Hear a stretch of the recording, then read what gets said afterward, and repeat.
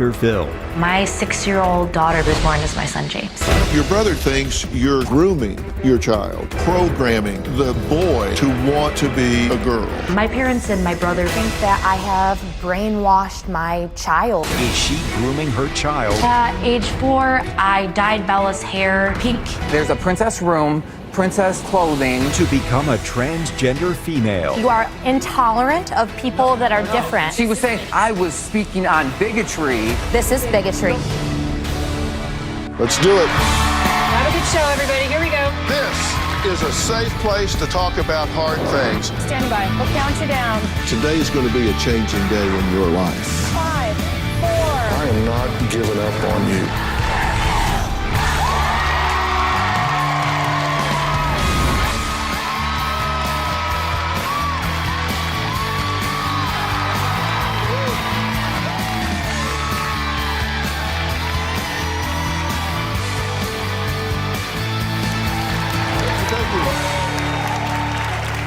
Just this past September, Carly made a big announcement on her Facebook page regarding her 6-year-old son, James.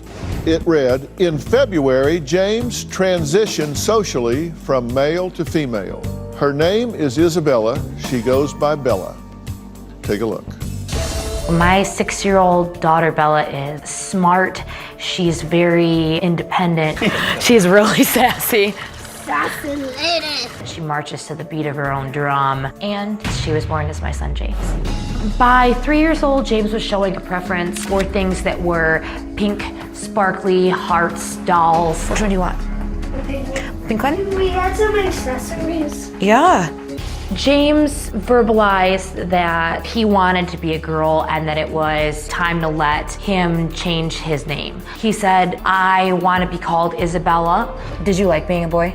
No. Did you ever feel comfortable being a boy? No. I do not believe that this is a phase for Bella. We have always had consistent, persistent verbalization of this is who I am and this is who I want to be. Do you want the boa or anything? Both. Can use it as my hair. The hardest part is that my parents and my brother refused to accept that James is now Bella.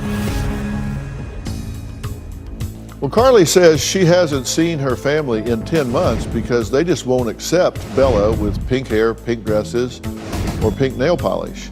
Now, Carly says they've even called CPS on her and her husband, Bradley, screaming child abuse. My parents and my brother believe that allowing her to transition is child abuse.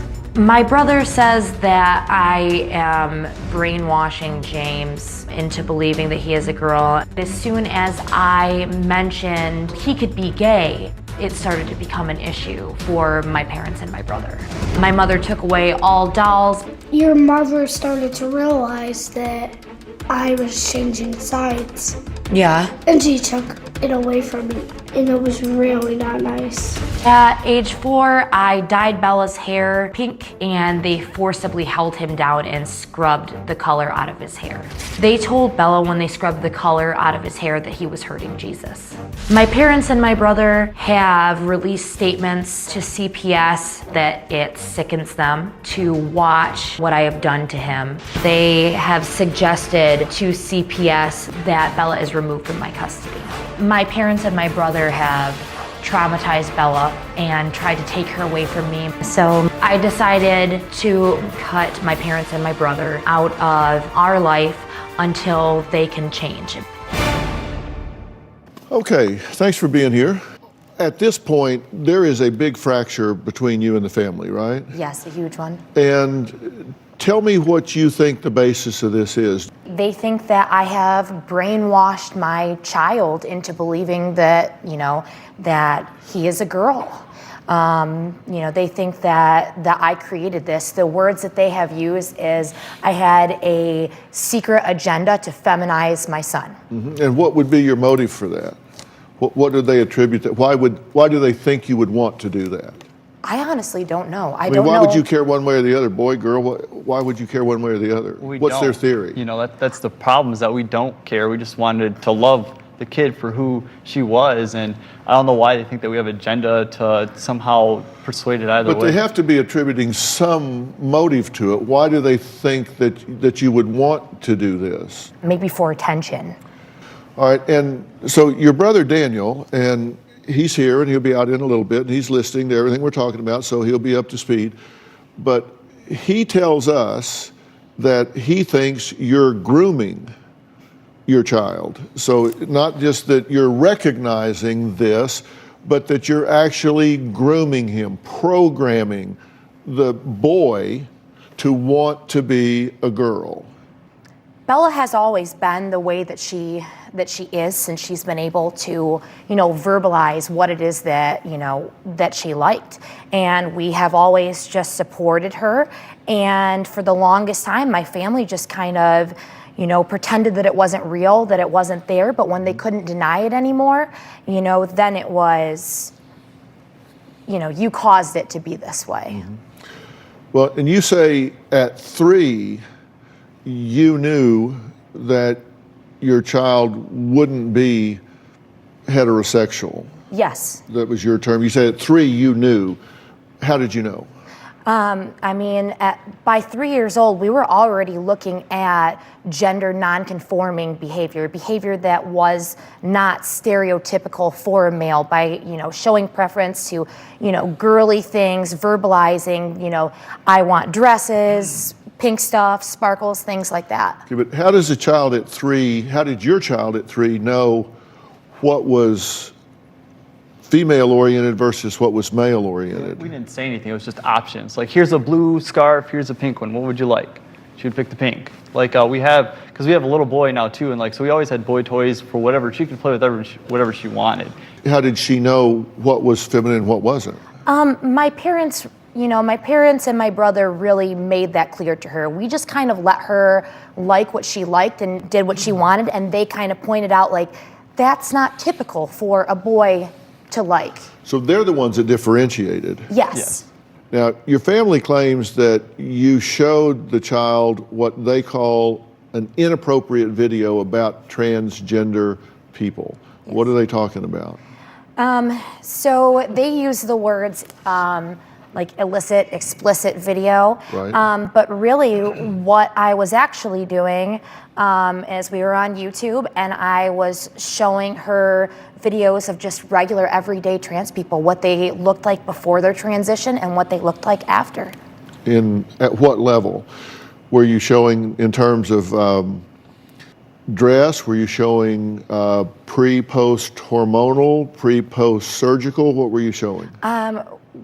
Just pictures of bodies, faces, as far as, fully clothed, nothing with surgery or anything like that. We're just talking about, somebody, but maybe before they had hormones, and then after, what they looked like maybe before as a man and then after as a woman. Mm-hmm. And how old? We're looking at probably 4 to 5. What was your objective in doing that? She had verbalized, I want to be a girl. And I just wanted to show her, that there are other people who have felt this way, besides you. And look what they looked like before and look what they looked like after. It's, it's possible. Carly's brother says she is to blame for what he calls his nephew, not his niece. He doesn't like to use the female pronoun, transitioning into a girl. He'll tell us why next. My sister has groomed my nephew. When James was living with my parents, there was never any indication that James wanted to be a girl. Look at all the playgrounds. She believes that he wants to be a girl, and I think that this child wants to make his mother happy. And later, I've been blindsided. why have you been blindsided? Because I was told that wasn't going to be aired because there was no reason for it. This seems very relevant to me. You told me I should be institutionalized. They can pop it up for you.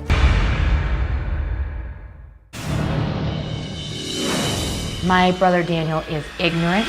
When my brother found out that I was showing Bella faces of transgender people, he went around spreading rumors that I was showing Bella illicit videos. If my brother wants to be a part of Bella's life, he's going to have some education. Carly says her son James started wearing dresses at age 4 and wanted to dye his hair pink. Now at 6 years old, Carly says James changed his name to Bella, and he has chosen to live as a little girl. Now Carly's brother Daniel says Carly and her new husband Bradley are pushing for the change. For some reason, they're driving this agenda, and it's not the child's preference, but what the child has been groomed into. Take a look. I do believe that my sister has psychologically impaired and groomed my nephew. Do you want your nails painted? I want to paint my nails and then I'll let them dry in a place. When James was living with my parents, there was never any indication that James wanted to be a girl. He saw that I played basketball and he said, I want to play basketball like you. He loved being outdoors, he loved flowers, he loved colors. But he would say, you know, I like the color pink and I like the color purple. My sister, she would hear his interests and it's like, oh, well, since you like colors, you know, you can wear colors. And that's where it began, where, you know, he had nail polish on. Later, James moved in with his mom at around the age of 4. Carly's boyfriend at the time had a daughter. They had, you know, already set up princess room for her. TV had the princess show on. And he would see his stepsister in a costume, and he would want to wear the costume that she's wearing. And when Carly would see James dress up, she did believe that that was considered actions of a boy that wanted to be a girl. Just look at all the playground. So 1 month before James turns 4 years old, he came over to my parents' house. I was there as well. He looked kind of confused, distraught, and he said, my mom showed me a video of a 4-year-old little boy getting pills to be a girl, and he had a surgery to go from a boy to a girl. He felt that she was showing him this so that they could do that. And so the next following statement that he made for the first time ever was that I don't like myself because I'm not a girl. She believes that he wants to be a girl, and I think that this child wants to make his mother happy. Okay, thanks for being here, Daniel. Yeah, thanks for having me.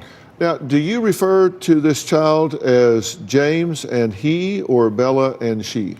Well, I can identify him as James because I've never met a Bella, I've never been introduced, she never attempted to show me or introduce me. Okay. There has never been any type of, you know. That's not true. It is completely. You've never contacted me. You guys have not been expressing any type of love. Do I get to towards her at all. talk, or is this about you guys? Whatever, man. I would love to be able to, you've had about 30 minutes of lies that I've already heard. She was absent within the first 3 to 4 years of his life. That's not true. She would, you know, was splitting up, married, unmarried, living at different places, was unable to fully raise the child. My parents raised him, and I stepped in as well to... You have never helped raise him. That is not true. Being ungrateful is one of her greatest qualities. Well, I mean, you live with your parents. Definitely. Hey, where's your college degree? You didn't live at home. Where's your college degree? Can I speak, or do I don't know.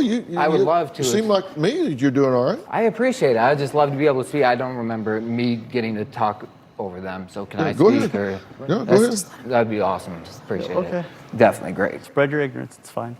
Is that appropriate for him to be saying to me? What? Spread my your ignorance. It's Spreading fine. my 'Cause ignorance. you think that we have some agenda Being to somehow. ignorant. No, You're I'd being love to ignorant. speak. I would love to speak. Okay, Literally continue to speak. You have the floor. So from the very first stages, when she came back into his life, she started to learn that he liked colors, he liked flowers, he had a wonderful imagination. So from that absentee side, she initially had You to weren't determine. there when he was I would a love to baby. speak. I would love to speak. Okay, come on, just say what you want to say. What are you, delicate? She moves him in. There's already, like I said, a princess house with a princess room, princess clothing. Because she saw those interests, those are now where we gotta go with this situation. That meant so much that was exactly, you know, Those are this. his She, her interests. full, That's her what full, you said. full. I would love if I could talk. That'd be awesome. Can I talk? Yes. So you think she legitimately thought that was the interest, but then she closed out any options? Correct. like showing those explicit videos. You know, when he saw that video, it was almost like she was showing it so they like they were planning on doing that together. I want to make my mom happy. I see what you're showing me, and yes, Mom, we're going to do what you're introducing to me because that's what I want to do for you. Okay, when we come back, Carly's mother claims that Carly is doing all of this for revenge. She says she does know what the agenda is, and she's going to tell us what she means by that when we talk to her next.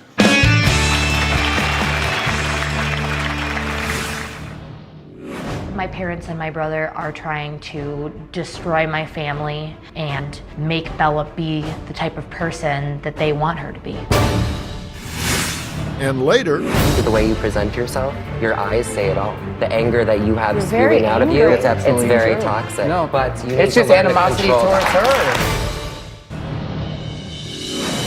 When I was 16, my parents sent me away to a conversion therapy camp against my will because I identified as bisexual. I was kept at this camp for 8 months. When I came home from the camp, I had severe PTSD because of what my parents had put me through. I refused to let them do the same to Bella. why? I've been blindsided. Why have you been blindsided? Because I was told that anything preconceiving of from James was the only type of conversation that was going to be introduced into the show, and I was completely blindsided and told that that wasn't going to be aired because there was no reason for it. We're here for a specific reason, and that has nothing to do with James. It is. So this is a pattern, a trend. You There's are nothing to do with intolerant James. of people No, that are no. different. Brainwashing, abuse. You told me I should be institutionalized. They can pop it up for you. It's on there. Feel free. Not See on what is content. being This said. seems very relevant to me. This is extremely relevant. No, in that time she was initiating that I was speaking on bigotry. Yes. And she called. She This was is saying, bigotry. No, Yes, this is. No, What can I you- talk? I Yes, would if love you're to doing just that, if you're explain not yourself. willing to All right, I'm is, done then listening to you. I don't even know who Well, you that's are. fine. You're nothing anyway. Well, It's okay. Carly's mother, You're nobody. Rose, We're gonna says agree. what We're Carly is doing is a form of revenge. Me And being something to you is not Rose really is my joining concern. us on the phone. So, Right. Rose, are you there? I am here. Rose, you say that you think Carly is doing this to this child out of some sort of revenge. Why do you say that? Revenge in the sense that I don't get to see him in that regard. You left That's him. not You took true. it from us. I sent you No, a you text didn't. on No, you September didn't. 20th No, you didn't. inviting you to be a part of Okay. Bella's life as Bella. Could y'all let Rose Never speak? got that. So, do you think she's pushing him to transition from a boy to a girl? Yes. He's never True, asked people. to be a True. girl. What he does True. do, or did do, True. was he liked to play dress up. He did. Loved And it. dress up is not an indicator of anything. not. All children play dress They up. all do. They live in that fascination world. When There he was walked in. Walked in. a Okay. text I saw him. message from Carly to Rose and Daniel on September 20th of 18 that said, in February, James transitioned socially from male to female. Her name is Isabella Iris. She goes by Bella. We use she, her pronouns for Bella. This is who she is and who she is meant to be, and I'm doing what any parent should do by supporting her. My hope is someday you will want her in your life. So you did send a text. This saying- is truthful. Okay. I really sent this. Okay. So Yes, Rose, go Dr. ahead. Phil, Yes. I'd love to answer this who did question. she I'll send let that you. to? All three of you. She sent it to you and Daniel for sure. I don't have Carly. Me neither. The phone is blocked. When the court case occurred, there was actually a no contact order that 30 days. that happened. Carly says 10 months ago, her family's disapproval of Bella's transition came to a head. Take a look. Bella's father and I separated in 2015, and then I got remarried to Bradley in 2017. At the end of 2017, Bella's father passed away. James stayed with us the whole week so that my sister could, prepare for the funeral. At that time, she had purchased him pink shoes, pink coat, and girls' underwear. My sister noticed when he showed up at the funeral that he was wearing what's considered a boy's coat, boy's shoes. Then my brother started screaming at us, calling us names. That incited my sister to start punching me in the face. And then Bradley punched me in the face. My sister, her husband, began to try to run out the house with the kids and said, James, you're never gonna see your grandparents again, and you're never gonna see your uncle again, let's go. And he was kicking and screaming. Because the children were present during the fight, CPS has come to my house twice. My parents and my brother are trying to destroy my family and make Bella be the type of person that they want her to be. You were drunk. What did you think about the last part of that tape? Oh my goodness. You didn't hear it. No, I didn't. We're going to take a break, and coming up, I'm going to add a former guest who can relate to Carly. Her son transitioned to female as well. It's been almost 10 years. We're going to catch up with her and her daughter next.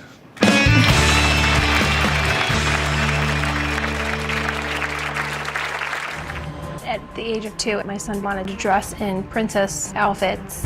How did you make the decision to support him transitioning from male to female? You didn't give me a choice. I have gone through so many battles when it comes to my body.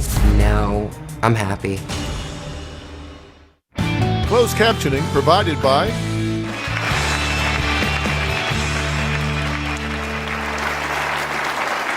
Well, Tony appeared on the show almost 10 years ago when her 13-year-old son at the time began transitioning to a girl. Her story became the subject of a controversial debate. Should parents stop their child from transitioning or support it? Here's what happened. At the age of 2, my son wanted to dress in princess outfits. At the age of 4, he asked me when his penis was going to fall off and that he was going to be a big girl. I went to the pediatrician. I said, why does he still think he's going to be a girl? And that's when she handed me paperwork about gender identity disorder. How did you make the decision to support him transitioning from male to female versus saying, no, this is wrong and he needs therapy? He didn't give me a choice. He didn't really say, can I do this? He just said, this is what I have to do to live. My mom thinks I'm a princess because I have everything. Like, I want everything. This is one of my favorite skirts. How did Dad deal with the boys wanting to be female? He dealt with it like I did. The child was adamant this is what he wanted, and we tried to do everything unisex. This is different from what we would do at our clinic. We would involve the father more. We would discourage the feminine interest, really build up his boy identity, make him feel good as a boy, and get mother out of her over-enmeshment with boy. I wasn't enmeshed with him. So I really think your theory sucks. Ash is now 23 years old, and she says she is the happiest she's ever been, but it's been a long haul. Take a look. The other guest on the last show tried to insinuate that my over-involvement with Ash was the problem. We see this over-involved relationship with the mother. Those men were absolutely out of line. Up to the age of 11, this child walked out of my house in boys' clothing. I tried baseball, I tried t-ball, I tried soccer. She was picking daisies. It has hearts on it. I love hearts. There's this feeling I get when my hair is all done up and my makeup's all done. It feels like just bliss. And if I don't get that, I know I'm doing something wrong. Ash started hormone blockers at the age of 14. We learned when Ash was 16 that she had an autoimmune illness. Ash lost her fine motor skills. She couldn't write. She couldn't walk in a straight line. Due to the autoimmune illnesses, they had to stop the hormone therapy. I had to live as a man after I stopped taking the hormones. That was a year and a half of my own personal hell. She started cutting herself. It was devastating. I have gone through so many battles when it comes to my body, my gender. I decided I am gonna make it happen on my own, with or without the hormones given. I started wearing corset trainers. I started playing with my weight, my hair, makeup, found my certain niche, and I just stuck with it. I'm happy. I'm living my best life. Now I look at myself and I'm very proud of that. So how are you? Good. 23 now, not 14 anymore. No, that's right. Tell me how things have been. I know you've had the problem with the autoimmune and all. Hectic. I feel happy and beautiful, and I could not be more proud of who I am today. I think I have just as much right as anybody else in this room to do and say and act however I want and be who I am today.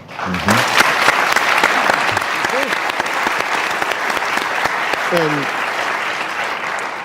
thank you. Tony, you have two other children. You have two other boys. I do. There was no question in terms of gender identity with them at all. No. And There was never any question with Ash either. It was very evident. Your story is yeah, identical. There was never the kind of animosity or anger that I see right here. It's really concerning. I was being respectful, I was letting her talk. But I am do going to too. tell you, the way you present yourself, your eyes say it all. The anger that you have You're very spewing out of you, angry. That's absolutely it's very true. toxic. No, but you need it's to just learn to animosity control towards that. her. Do you have a problem with transgender people? I do Or- not. Absolutely So then, not. how is this show right now about the child and not fixing your family dynamic? I'm actually going to defend you here in just a minute, and God knows you need it. But I am going to defend you in a minute because I think you have a point of view that you just aren't articulating I'm not it being very able well. to explain. It's been mostly about her point of view this whole time. And I would like to, like I'm just saying, I would like to. I thought Somebody I was. bring him a victim hat. All right, coming up, Daniel says if his nephew was older, things would be different. He'll tell us how next. We'll be right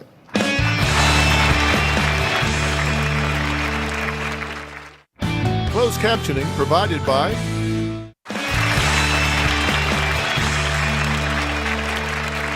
Carly's brother Daniel says his 6-year-old nephew's desire to be a girl is from his mother's misguided parenting. But Carly and Bradley say they'll do whatever it takes to support their son's transition.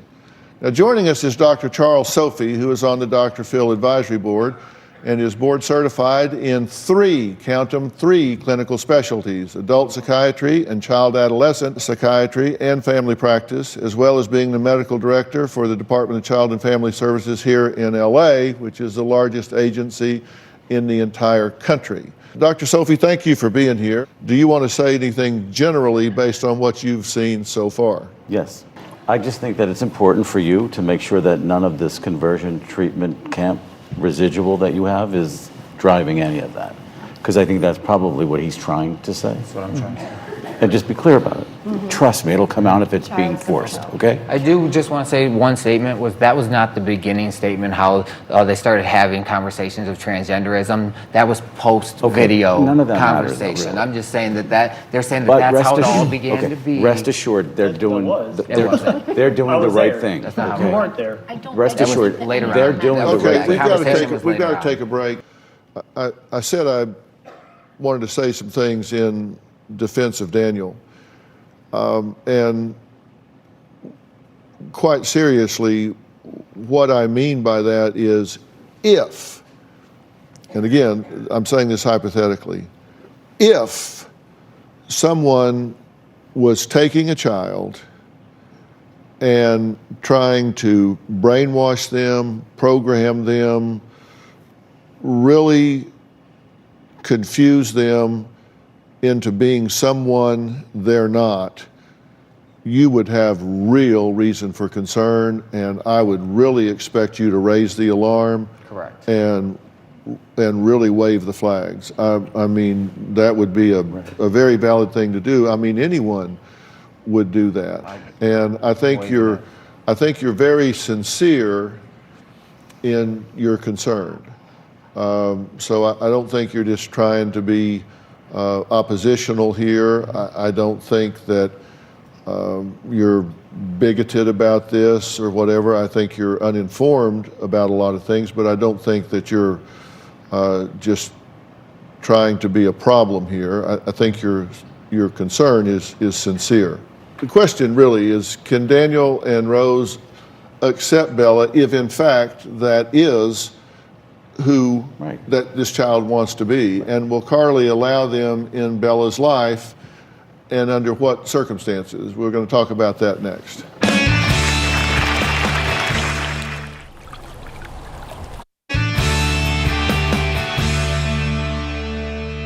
The good news for you is, if you think that she's trying to talk this child into that, she's wasting her time, because that will never happen. That will never happen, and it will come out. Do you believe that there is a certain time that will happen? It starts at about 3 when a child knows they have a deep sense of gender identity at about 3 years of age.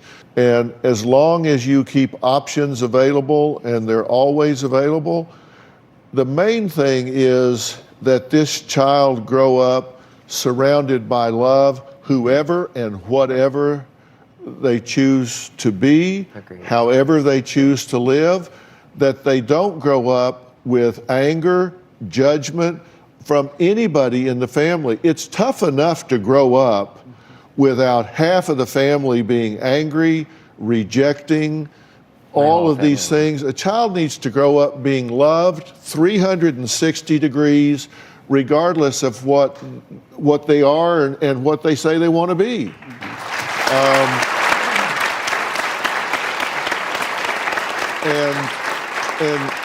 And shame on anybody that is not providing that 24/7. That child needs to grow up with love and acceptance. I mean, if they come in with a pirate hat on, then love them with a pirate hat on. If they come in with a dress on, love them with a dress on.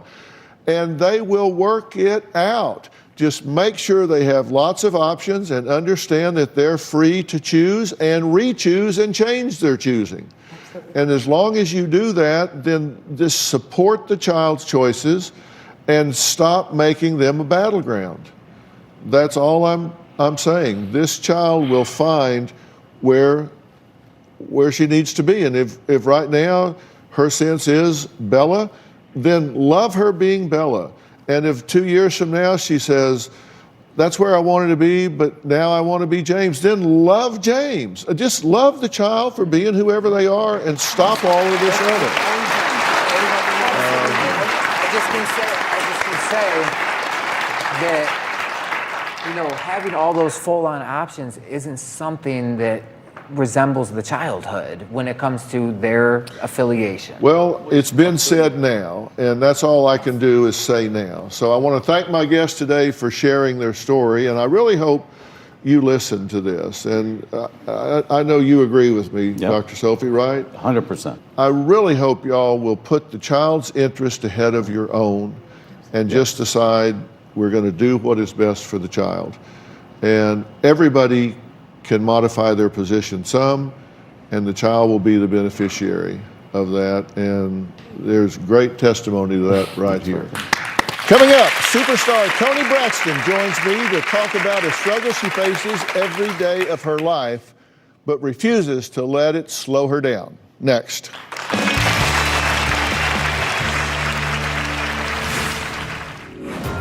I remember being shamed for having it once I was diagnosed because someone in the business told me you will never be able to work again. Closed captioning provided by... My next guest is a true superstar and a real favorite of mine. She has 7 Grammys, 9 Billboard Music Awards, 7 American Music Awards, just to name a few. She is also a television executive producer, a film and theater actor, and a successful author.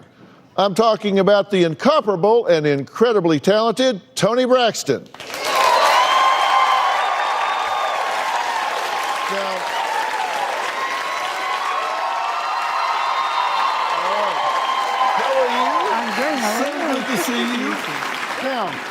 To look at Toni, no one would ever guess that she suffers from a disease that also affects more than 1 million people in the United States.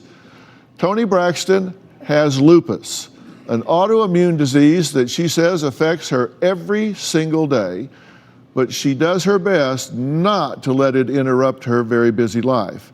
And that includes her latest project starring in a holiday movie called Every Day is Christmas. It premieres on the Lifetime channel November 24th. Now, we caught up with Toni at a photo shoot for her movie. Take a look. People don't understand lupus, and it's because we hide it. I was diagnosed with lupus in 2008. Some days it's tough balancing everything. Or even a day like today where it was a photo shoot and a couple interviews. It's a constant roller coaster. Lupus is very hard to pinpoint. I was on Broadway in 2003 doing Aida. And one day backstage I passed out. They told me I had something that attacks the heart.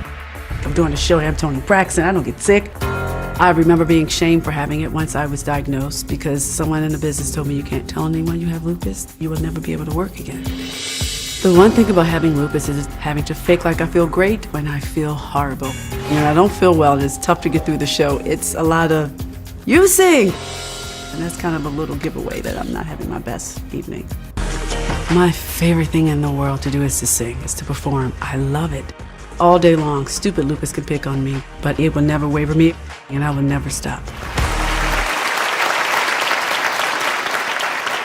Well, joining Tony and me is Pfizer's Chief Medical Officer, Dr. Frida Lewis Hall. So welcome. Thank you, thank you. Tony, I thank you so much for being here. Once you were diagnosed, how did you handle it? I was depressed initially. I was in the process of getting my record deal, and that made me more depressed having to suppress it. How did it affect you? People often ask me, how does it feel to have lupus? For me, it feels like I have the flu every day. Dr. Frida, I know lupus is an autoimmune disease, but what does it actually do? So if you think about a healthy immune system, what it does is to attack invaders, right? Like bacteria and viruses that get into your body to make you sick. But if you have lupus, your immune system is attacking your healthy cells and tissues. And this can lead to damage in so many parts of the body, including the lungs, the kidneys, the skin, the joints, the blood vessels, the brain, and as in Tony's case, the heart. Is this a anybody, anytime sort of thing? We don't know what causes lupus, but what we do know is that it mostly affects women of childbearing age. Now, it can affect men and children, teenagers. Now, people who develop it usually develop it between the ages of 15 and 44. Women of color, 2 to 3 times more likely to develop it. Wow. And African American women are more likely to develop it earlier in their lives and to have more symptoms. Now, Tony, you mentioned sometimes having bad days. On a bad day, it's very difficult to get out the bed. Sometimes I go to the hospital and no one knows I'm there for a day or two. Dr. Frida, what are the symptoms that people have just day to day? There's so many different symptoms that sometimes people go to the doctor for years before they get a definitive diagnosis. But some of the common symptoms include extreme fatigue, headaches, pain and swelling in the joints, pain in the chest with deep breathing. And sometimes people get foam or blood in their urine, different kinds of rashes that worsen with sun exposure. Wow. Now, put a more extensive list of symptoms of lupus on gethealthystayhealthy.com. Lupus cases can be mild to life-threatening. So this can be a serious disease. And it's important to talk to your doctor if you notice that you have any of these symptoms. Absolutely. And if someone thinks they have lupus or already have been diagnosed with lupus, are there ways to manage it? Really know your body and keep track of new symptoms, of flares. Learn as much as you can about treatment options. Understand what the possible side effects are, for example, so that you and your doctor can work together to manage your treatment plan. Develop a support network. Family, friends, community groups. Let me just say thank you for being here to tell your story, because I am sure that many people are going to be helped by the message that you've provided today. If you have it, talk to your doctor about the possibility of participating in a clinical trial so that we can help researchers come up with new and better treatments. I mean, I cannot believe the courage that you've shown doing this, so God bless you for the thing you're doing. If you or someone you know has lupus, you can be part of the research that's going on. At gethealthystayhealthy.com, you can find information on clinical trials as well as more information on this disease. Thank you for being here and doing it. I want to thank all of my guests today. especially Tony Braxton. Yes, and to Dr. Frida, as always. If you have a story of life situation that you need my help, I'd love to hear from you. Just email me at drphil.com and just tell me all about it. Or if you'd like to be a part of our studio audience, the tickets are free. Just go to my website and click on Get Tickets, or you can call 323-461-PHIL. That's 323-461-7445. And be sure to follow me on Instagram and Twitter. We'll see you next time.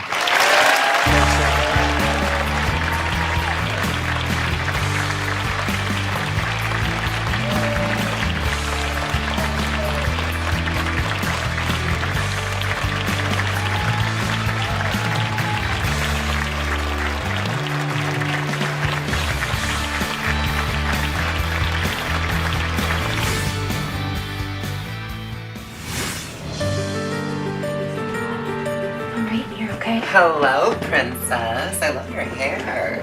You're so cute. Can I have a hug? It's nice to meet you. I saw you on the TV. You're so beautiful. Thanks. What's your favorite color? Pink. Me too. I'm happy Mommy gave birth to you. No matter what anybody says, you're an amazing little girl. Those eyes, you look at people and you pierce their souls with those eyes. You got some beautiful eyes. You shy? Aw. You are adorable.